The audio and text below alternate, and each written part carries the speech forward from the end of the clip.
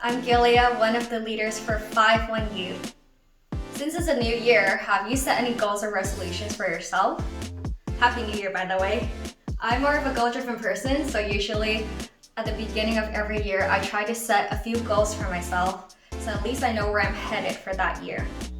Whether I accomplish them all or not, well, this month we've been talking about how we're designed for God-sized goals, doing things that are bigger than ourselves. As much as I like to achieve the goals I set for myself, I think it's even more exciting to go after goals that are about partnering with God for His kingdom.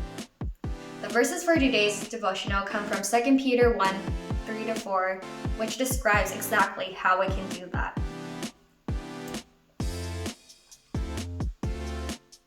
So from this passage, we can see that God calls us to Him and gives us the tools we need to live a godly life. He has also given us promises so that we can share in His divine nature and actually escape the corruption that comes from human desires in the world. Now, I don't know about you, but that actually sounds like a pretty cool way to live.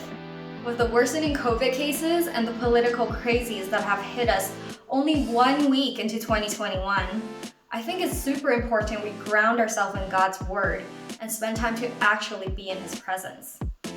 Now I know, some of you might think, reading the Word is so boring compared to that TikTok or YouTube video you're about to click on. And in a sense, you are right. The Bible isn't all fun, just like how all food isn't sweet. If it were, we'd be really unhealthy and we'd just be full of sugar.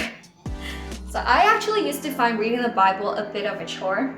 You know, every time people tell me I should read it, mostly Christopher tells me I should read my Bible because it's important for my spiritual growth.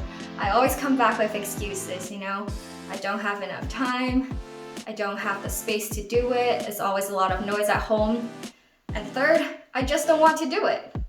But I realized that as I took little steps to read the Bible every day, I soon came to enjoy my time with God more and more. It's like if you wanted to be friends with somebody, right? You would do more than just say hi and bye every time you saw them.